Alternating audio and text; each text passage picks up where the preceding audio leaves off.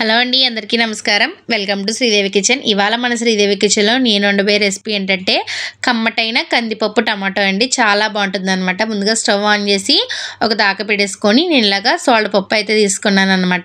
ఈ పప్పుని బాగా ఎర్రగా వేపేసుకోవాలండి, దోరగా మాడిపోకుండా ఇలా బాగా వేపుకున్న పప్పుని 2-3 సార్లు నీళ్ళతో కడిగేసుకోవాలన్నమాట.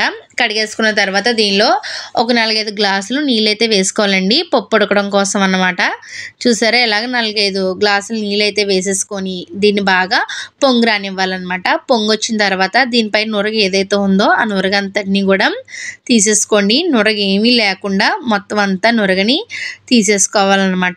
ఇలా నురగ తీసేసుకున్న తర్వాత ఇందులో కొద్దిగా నూనె వేసి సిమ్లో ఉంచి మంటని మూత పెట్టి బాగా ఉడికించేసుకోవాలండి. సిమ్లో ఉడికించుకుంటేనే మీకు పప్పు ఉడుకుతుంది. ఈలోపు మనమైతే పప్పు ఉడికిలోపు ఈ టమాటా ఉల్లిపాయ ముక్కలను అయితే కోసేసుకుందామండి. చూసారా, నేను ఇక్కడ పచ్చిమిరకాయలు, 2 పచ్చిమిరకాయలు, ఒక ఉల్లిపాయ, ఎక్కువ టమాటాలు అయితే కోస్తున్నాను అనమాట.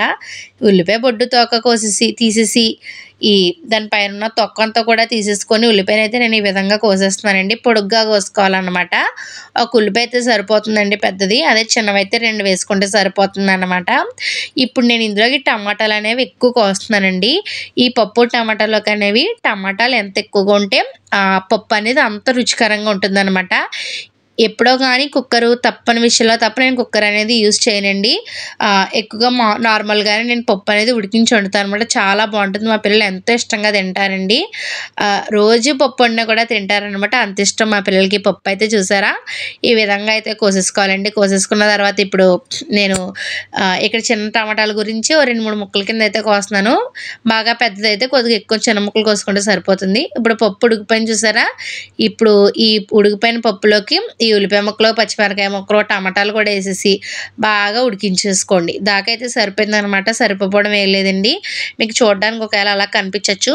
మామూలుగా మనకి వాటర్ ఉంది కాబట్టి ఆ వాటర్కి ఆవిరికి ఈ టమాటాలు అనేవి బాగా మగ్గిపోతాయి అన్నమాట. ఇప్పుడు ఇందులో పావు చెంచా పసుపు, పావు చెంచా కారం అయితే వేసేసుకొని బాగా కలిపేసుకొని ఒక్క పావు గంట మీరు ఇలా మగ్గించేసుకుంటే ఈ టమాటాలు అన్నీ బాగా ఉడిపోతాయి అన్నమాట.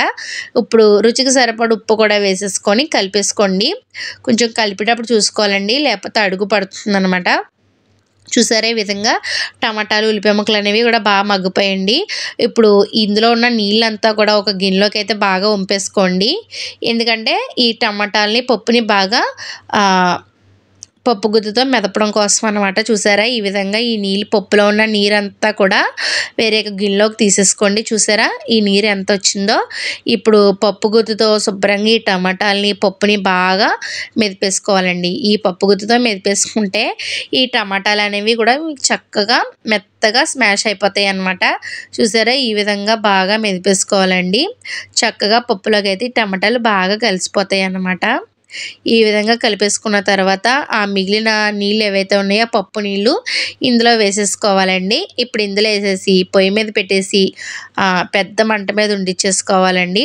కలిపేసుకుంటే సరిపోతుందన్నమాట. 2 పొంగులు వచ్చేదాకా ఉండించుకుంటే సరిపోతుందండి. ఇక్కడ నాకైతే ఉప్పు అయితే ఇంకా కొద్దిగా తక్కువ అనిపించింది అనమాట. ఇంకా నేను ఉప్పు అనేది వేసాను.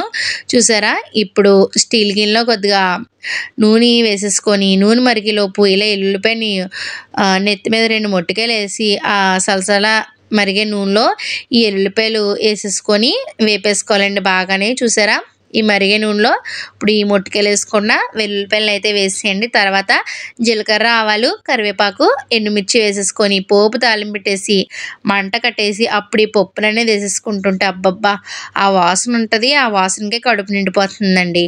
తర్వాత అప్పుడు ఆ పప్పు దాకలో కొన్ని నీళ్ళు వేసేసి ఆ నీళ్ళు కూడా ఈ పప్పులు వేసేసారనుకోండి, ఇంకా రుచి అండి. దాని రుసే మీరు మర్చిపోలేరనమాట. అంతలా రుచి బాగుంటుందండి. ఇప్పుడు ఈ పప్పులోకి ఆవకాయ పచ్చడి కానీ గొట్టాలతో కానీ తింటే ఉంటుందండి. అబ్బబ్బా ఆ రుసే వేరండి. ఈ రెసిపీ మీకు నచ్చితే వెంటనే మన ఛానల్ని సబ్స్క్రైబ్ చేసేసి, షేర్ చేసేసి, కామెంట్ చేసేసి మీ ఫ్రెండ్స్ అందరికీ కూడా తప్పకుండా షేర్ చేసేయండి.